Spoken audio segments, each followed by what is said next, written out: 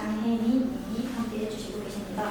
장혜미님은 송파구 문정동에 위치한 복합문화공간 묵상팩토리의 대표님이시자 작가님이시자 예술교육자로 활동하고 계시는데요. 오늘 조정수 작가님의 작업 세계를 보다 깊이 있게 풀어주실 예정입니다. 지금부터 조정수 작가님과 장혜미 모더레이터님을 모시고 아티스트 토크를 시작하겠습니다. 큰 박수로 조명을 맞이해주시기 안녕하세요. 저는 모더레이터를 맡은 장혜미입니다. 안녕하세요. 조정수입니다. 그러면 저희 토크하기에 앞서서 조정수 작가님의 이력을 간단하게 말씀드리도록 하겠습니다. 조정수 작가님은 미국대학교 미술학부에서 서양학과를 졸업하고 현재 서울과학기술대학교 대학원 조형예술과에 재학 중입니다. 저와는 2021년 옥상팩토리 4분의 1의 모양이라는 제목으로 개인전을 하면서 인연이 시작되었고요. 그 이후에 2022년 소모스 그리고 스코프라는 레지던시, 베를린에 있는 레지던시에서 활동을 하셨고 2024년 비아 파리니라는 밀란에 있는 레지던시에서 활동을 하셨습니다. 그리고 현재 2025년 송파청년 아티센터에서 활동을 하고 있습니다. 그리고 여러분들께 좀 전달드리고 싶은 사항은 현재 오이풀과 소금꽃이라는 제목으로 커터케이크라는 공간에서 단체전을 진행하고 있으니 가셔서 관람해 주시면 좋을 것 같습니다. 그러면 본격적으로 토크하기에 앞서서 제가 4가지로 작가님의 좀 작품을 분석해봤습니다. 첫 번째로는 일상에 대한 주관적 경험의 재맥락화, 파편화된 경험과 기억, 공간의 재구성, 공간의 특성, 성격, 시간성이라는 키워드로 모집을 해봤는데요. 이것은 작가님이 작품 안에서 어떤 일상성을 담는 것에 대한 이야기를 담고 있습니다. 그리고 이러한 일상성을 담는 방식에 있어서는 다이어리적 접근 방식, 그래서 완성의 목적보다는 과정의 중요성을 더 말하고 있고요. 시간 간격의 분열, 과거, 현재, 미래가 캔버스 표면에서 겹치는 것, 같은 장면을 다른 시간대에 그리는 것, 이 키워드를 통해서 작가님 작품에서 시간성에 대해서 좀 얘기를 해볼 수 있을 것 같아요. 그리고 마지막으로는 도시 환경에서 발견한 식물과 사물에 대한 이야기를 하는데, 이렇게 작품 안에 등장하는 식물과 사물은 작가님에게 있어서는 정물화이자 자화상이라고도 표현을 하셨습니다. 그럼 이 4가지 맥락을 토대로 좀 토크를 이어나가 보도록 하겠습니다. 그러면 제일 중요한 포인트죠. 이 전시의 제목이기도 한 분갈이라는 단어에 대해서 조금 작가님이 설명해 주시면 좋을 것 같아요. 네, 전시 제목이자 주제인 분갈이는 제가 매일 일기를 쓰듯이 그림을 그리는 작업 태도와 그 작업의 처음부터 끝까지 그 사이에 있는 과정, 그 과정의 면면을 은유하는 작업 개념으로서 올해부터 제가 가져올 것인데요. 저에게 있어서 시작 이래로 헤어 과정은 짧거나 긴 2주의 연속이어 왔습니다. 2주는 한 화면에서 다른 화면으로의 것이기도 하고, 언어에서 비언어로의, 한 색에서 다른 색으로의 이동으로 다층적인 의미에서 쓰입니다. 또한 저는 분갈이를 할 때의 손짓과 제가 그림을 그릴 때 가지는 몸가짐, 또 태도에 있어서의 접점을 떠올렸는데요. 새로운 화분에, 보통은 더 큰 화분에 식물을 옮겨 심을 때에 그 식물이 꽃을 피우던 열매를 키우던 더 잘 성장할 수 있도록 기원하면서 심는 그 행위가 제가 그림을 그리는 과정과 닮아 있다고 느껴서 이번 전시 제목과 주제로서 구성을 하게 되었습니다. 그럼 이렇게 들어보면 분갈이라는 용어 자체가 작가님의 작업 공간의 어떤 이동, 그리고 작업의 성장과 굉장히 깊은 연관성이 있는 것 같은데, 이렇게 보면 이제 2020년 옥상팩토리에서의 개인전을 시작으로 베를린, 그리고 밀라노, 다시 한국으로 돌아오는 이런 과정이 굉장히 밀접한 연관이 있는 것 같아요.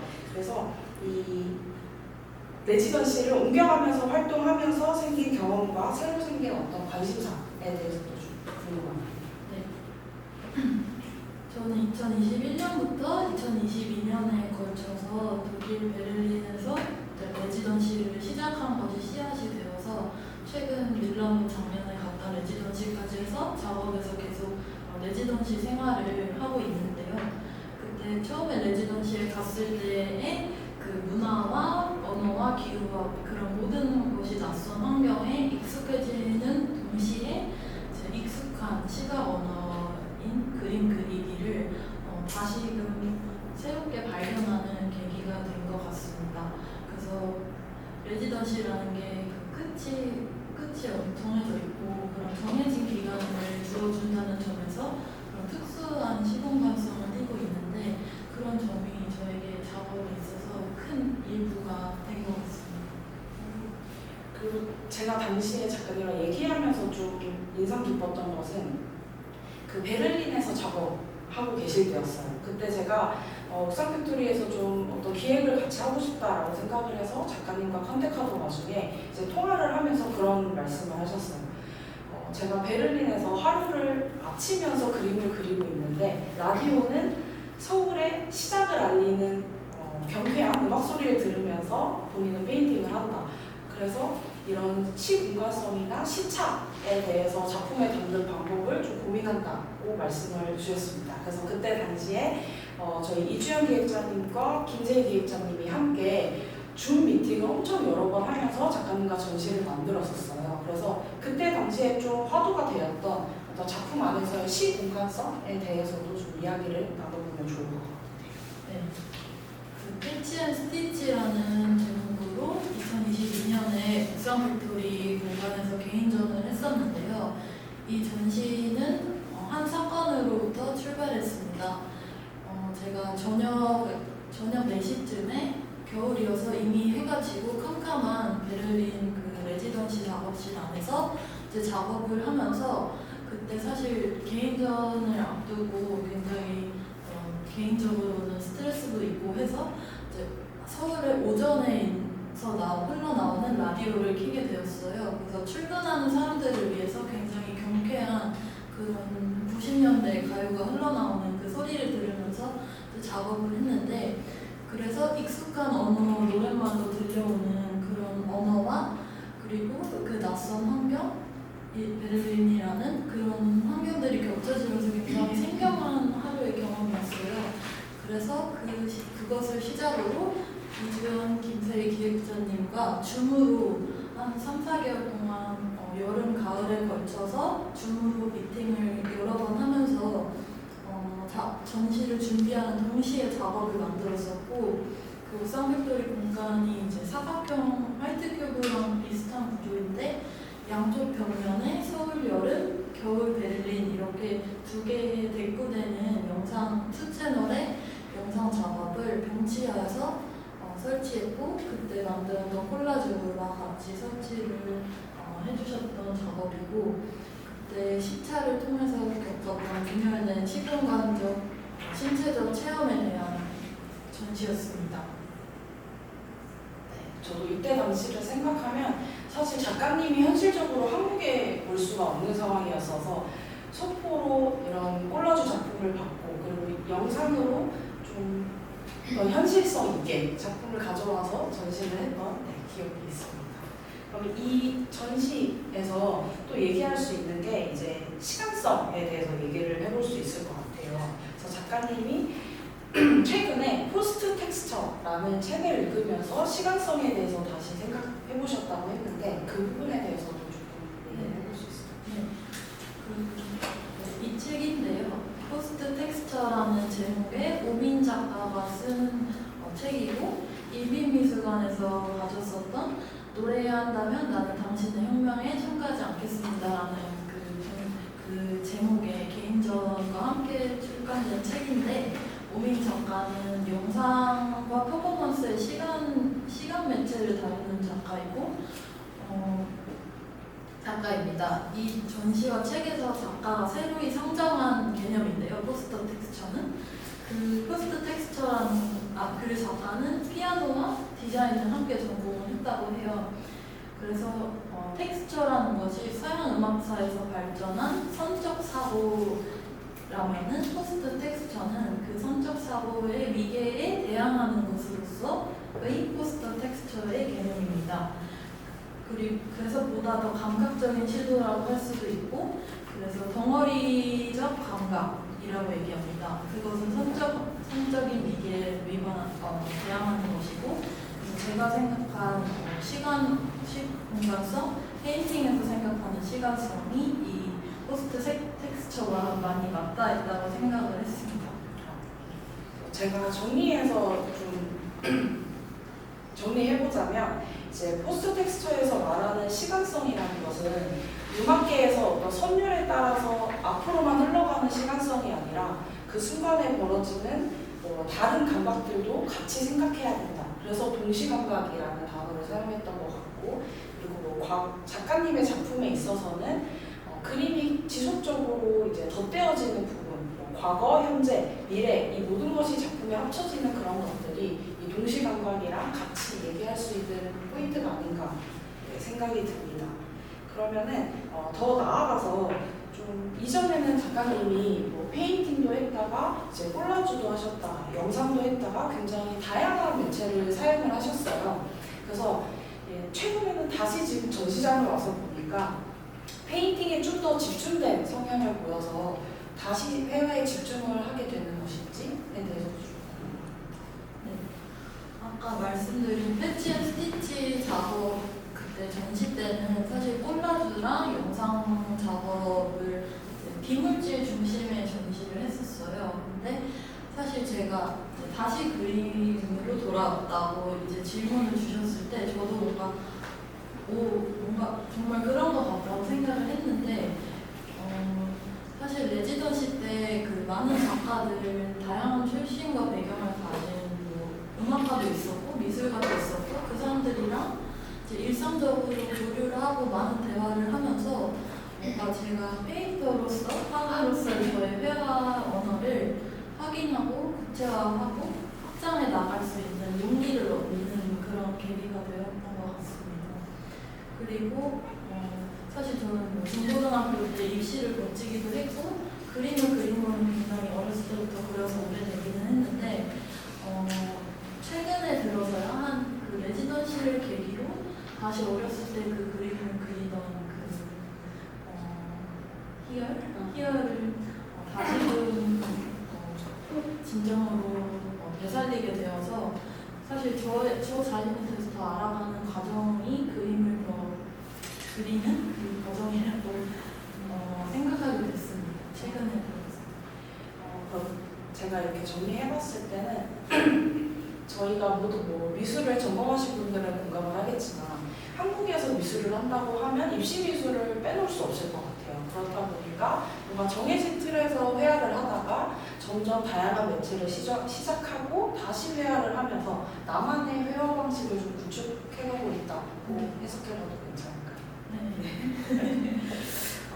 그러면은 작가님 회화 작업에 있어서 제가 좀 두 가지 짚고 가고 싶은 것이 있어요. 한 가지는 이 왼쪽에 보이는 페인팅을 보시면 책상 위에 어떤 물건이 어지럽게 놓여져 있는 것처럼 보실 수가 있습니다.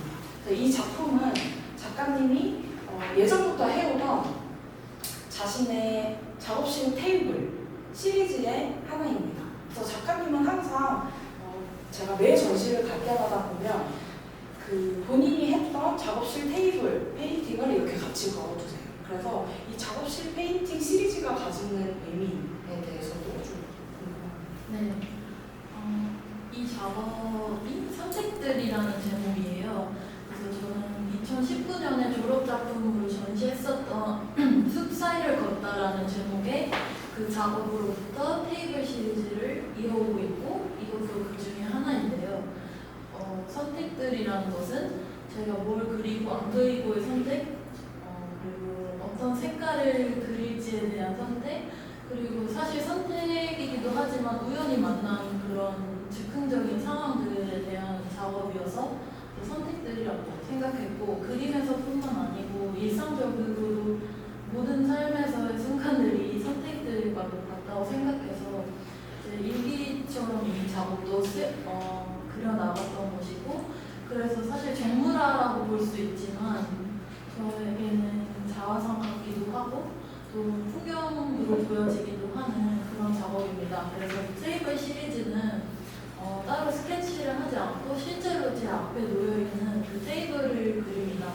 그래서 이번 전시에도 몇 점이 걸려 있는데요. 그래서 2025년 작업도 있어요. 그래서 5월이랑 오늘 이 작업도 여기 작업실에서 그린 건데, 그래서 다른 작가님들이 준 뭐 사탕 이런 것도 있고, 반복적으로 등장하는 뭐 마시던 커피 이런 창문 것들이 제 일상 속에 항상 있는 것들입니다. 제가 이 작업까지 말씀을 주시니까 작가님이 레지던시를 옮길 때마다 그 다른 작가님들과 생기는 어떤 에피소드 그리고 그 관계성 이런 것들도 같이 담겨 있다는 생각이 들고 다이어리적 접근 방법이라는 게 좀 더 와닿는 것 같습니다. 그러면은 그 다음으로는 작가님 작품에서 보셨을 때 가장 많이 등장하는 것이 있어요. 그러면은 식물이 항상 작가님 작품에서 등장을 합니다. 그래서 이 식물이 가지는 의미에 대해서도 한번 얘기해보고 가면 좋을 것 같아요. 네. 사실 항상 저는 저와 가까운 것으로부터 그림을 시작합니다.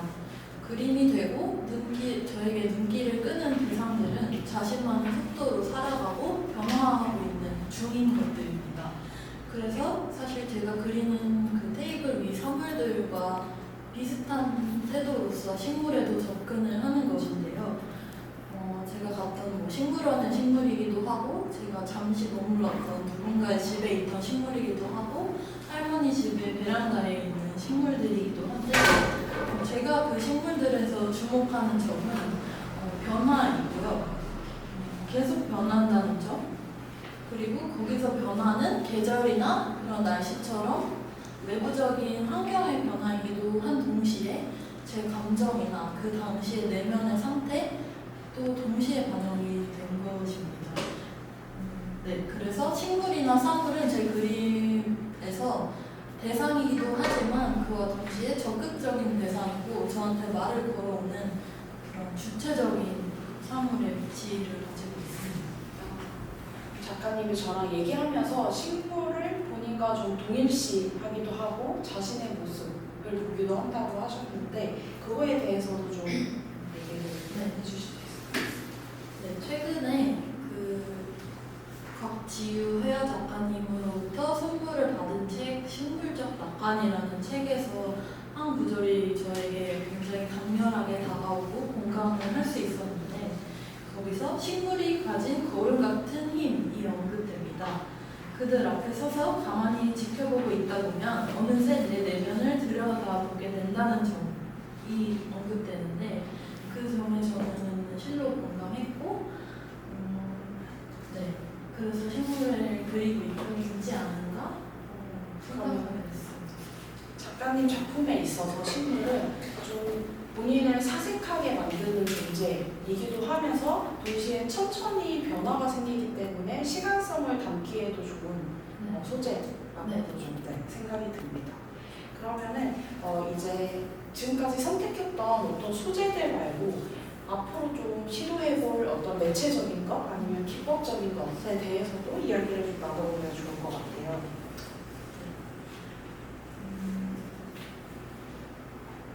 그래서 지금 뒤를 보시면 보이는 작업이 여름꽃이라는 작업이고, 2022년에 레지던시 때 베를린에서 그려서 지금까지 말려있는 상태로 있다가 최근에 여름이 오고 하면서 이 작업이 떠올라가지고 프레임을 이번에 캔버스를 짜게 됐고, 사실 만들어본 작업 중에 제일 사이즈도 큰 작업인데 여기 위에 있는 거는 수채화입니다. 그래서 제가 수채화를 요즘에는 가장 관심 있게 사용을 하고 있고, 아크릴이랑 수채화 이 뒤쪽 면에 있는 그 파란 색깔 식물원 그림도 수채화를 이용했어요. 그래서 수채화를 쓸 때 막 돗자리처럼 캔버스를 바닥에다 깔아놓고 물을 붓기도 하고 그 팔다리를 굉장히 이렇게 뻗어가면서 그리는 그런 동작들을 통해서 그렸는데, 제가 굉장히 즉흥적인 성격인 것 같아요, 저를 생각했을 때. 근데 그런 면이 그 수채화를 썼을 때 나올 수 있는 그런 즉흥적인 재료의 특성과 잘 맞다고 생각해서 앞으로도 계속 여러 아크릴 작업물이 수채화가 됐든 뭐 유화가 될 수도 있고 그런 즉흥적인 순간들을 담을 수 있는 매체를 좀 더 탐구하려고 하는 그런 과정입니다. 그러면은 수채화라는 재료와 지금까지 사용했던 재료를 좀 혼합해서 사용하려는 시도를 하시는 거죠.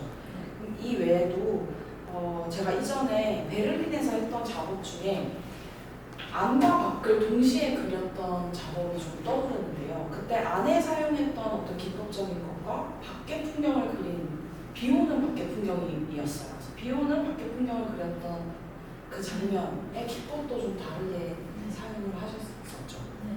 그때 사용했던 거는 어떤 식으로 재료적. 접근하셨나요? 네, 그래서 최근 들어서 창문이나 안과 밖이 있는 여기 뒤편에 있는 식물 그림도 터널이에요. 그게 식물로 만들어진 터널인데, 그래서 안과 밖을 이어주는 그 매체로서 창문을 그림에 가져오고 있는데요. 그래서 아까 말씀하셨던 작업은 아마 밀라노에서 그렸던 그 비 오는 날 작업실 안에서 밖을 그렸던 작업인 것 같은데, 거기 문이 한 요만큼 열려 있는 그런 상태예요. 그래서 여기서도 문이 조금 열려 있고 약간 바람이 들어오는 그런 거를 그렸는데, 그래서 그림이 저는 안과 밖을 이어주는 그런 창문과도 같은 매체라고 많은 작가님들이 얘기하듯이 저도 그런 지점을 요즘 많이 생각하고 있고, 그래서 안에서도 밖이 보이고 밖에서도 안이 보이고 또 그림을 보고 또 보여지고 하는 그런 관계들에 대해서 관심이 많이 갑니다. 그러면 안과 밖을 동시에 그리는 것은 어떤 두 가지 기법을 동시에 담는 것은 아니고 좀 다른 장면을 한 화면에 담고 싶은 맞아요. 그래서 알겠습니다. 그러면 지금까지 한 작업을 토대로 좀 앞으로 시도하고 싶은 어떤 작업이 있을까요? 말씀드린 것처럼 그 수채화를 사용하는 작업을 많이 해보고 싶고요. 그리고 가장 지금 현재 큰 저에게 있어서 화두이자 현안이라고 할 수 있는 것은 지금 그리고 있는 작업의 그림이고, 그 새로 시작한 작업은 그 드로잉을 원래는 스케치나 에스키스로서의 드로잉을 하지는 않는데, 최근에 정말 최근에 시작한 거는 에스키스가 있는 드로잉을 사이즈를 키운다는 것에 집중해서 그림으로 캔버스에 옮기는 시도를 하고 있어요. 그래서 그 화면 안에서의 시도가 앞으로의 계획을 결정하지 않을까 생각합니다. 그러면 지금까지는 항상 캔버스에 즉흥적으로 그리는 방식을 선택했다면 지금은 종이에 한번 그리고 그 그림을 큰 캔버스로 옮기는 시도를 하신 거예요. 네, 또 다른 자유로움이 있는 것 같아요. 알겠습니다. 그러면은 작가님께서 아까 읽어주셨던 포스트 텍스처라는 책이 있었는데요. 그 포스트 텍스처의 한 구절을 좀 공유하고 싶다고 하셨습니다. 그래서 이 파트를 좀 읽어보면서 그 다음에 질문으로 넘어가 보도록 할게요. 네, 그 포스트 텍스처에서 동시의 길이라는 소제목으로 로민 작가가 썼던 것 중에 나와 지금과 여기가 동시에 만나는 순간이 현재라면 현재의 길이는 얼만큼인가? 1초, 하루, 1년, 나의 현재가 오늘일 수도 올해일 수도 있는 것처럼 이런 질문이 있었는데요. 저에게도 그렇고 와주신 분들한테도 어떤 하나씩의 질문이 생겼기를 바랍니다. 네. 그러면 혹시 지금까지 들으시면서 작가님의 작품에 있어서 궁금하셨던 점이나 아니면 매체 기법적, 소재 같은 것들에 대해서 질문 나눠주시면 좋을 것 같습니다.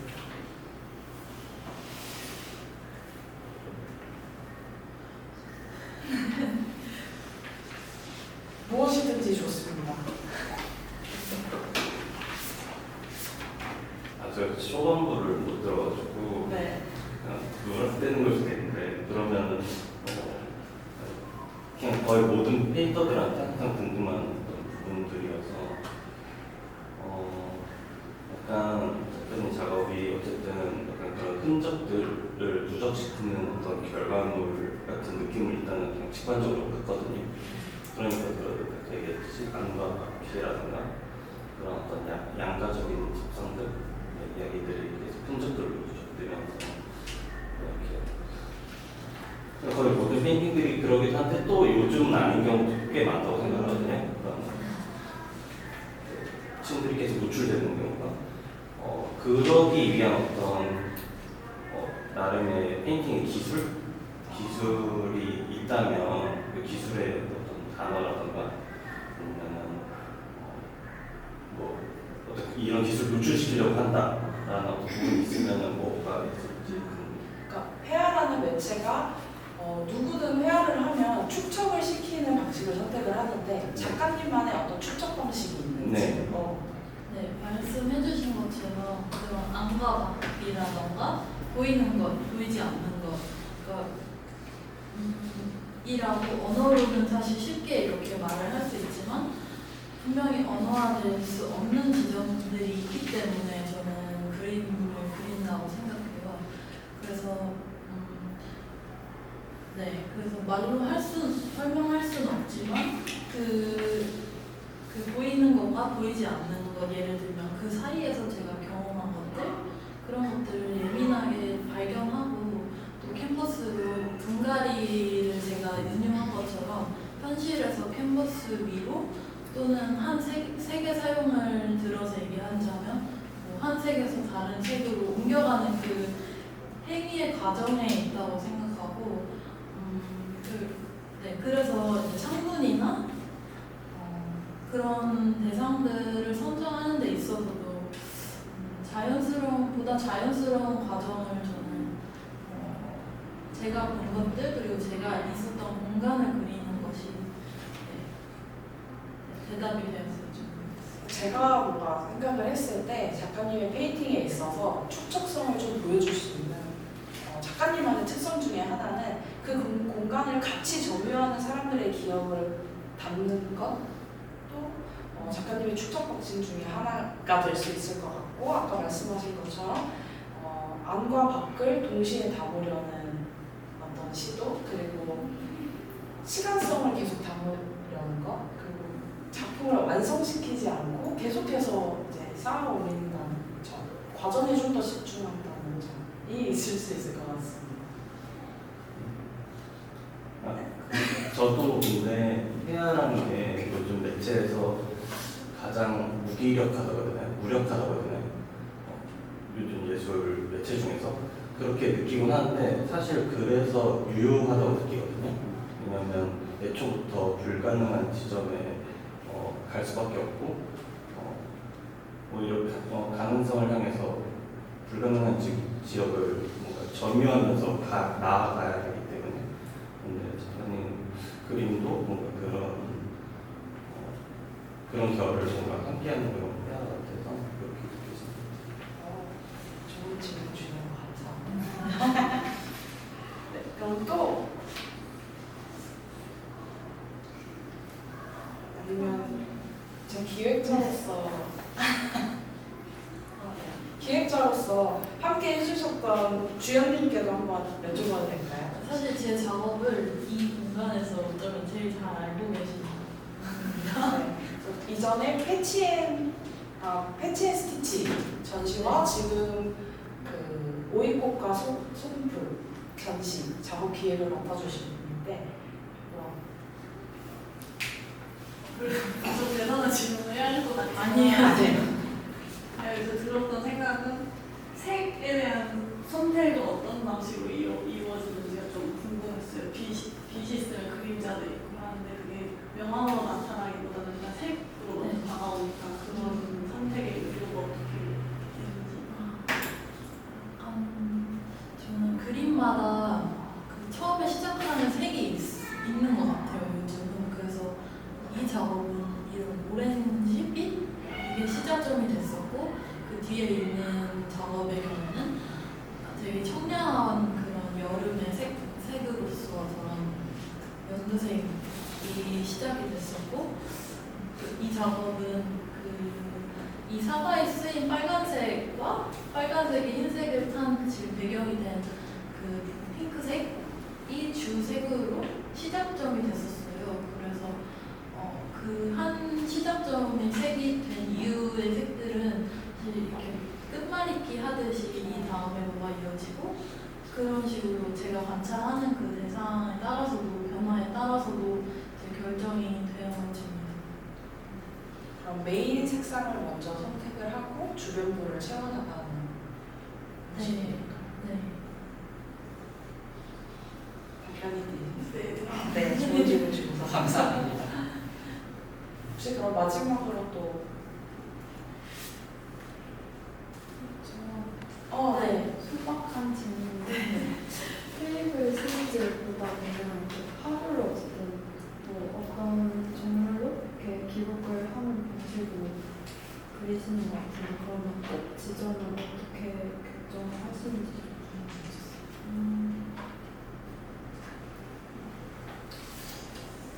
그러니까 여러 하루가 담겨 있어요. 이 작업의 경우에는 4시간 만에 그려서 정말 하루긴 했는데 이 작업의 경우에는 3, 4개월을 걸쳐서 그렸고 그래서 부분마다 사실 다른 시간과 다른 날짜에 이제 그린 작업이어서 오늘들이 담겨있는 작업이기도 한데요.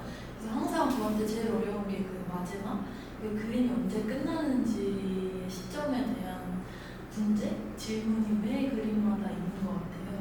그래서 그거는 근데 어느 순간 딱 알게 되는 지점이 이것도 언어화하기 힘든 지점이지만 완성이 됐다라고 비교적 쉽게 판단할 수 있을 때도 있는 반면에 어떨 때는 이걸 과도하게 완성하지 않기 위해서 그냥 약간 숙성시키듯이 잠깐 정지된 상태로 놓고 보기도 하고 네 그럽니다. 계속 그거는 어려운 과제로 있을 것 같아요. 이거는 아마 모든 회화 작가분들이 공감하는 내용이 아닐까. 네. 그 교과를 하시니까 어떠세요? 그 좀 다른가요? 약간 그래서 그 시간선이 나오게 뭐라 해야 되지? 저도 항상 그 끝에 맺음이 어렵긴 한데 회화에서는 그게 좀 잘 안 보여서 더 어느 정도 시간을 들어서 그런지가 더 궁금해요. 모든 작가분들의 고민인 것 같습니다. 보니까. 그러면 여기까지 좀 마무리를 하고 인사드리도록 하겠습니다.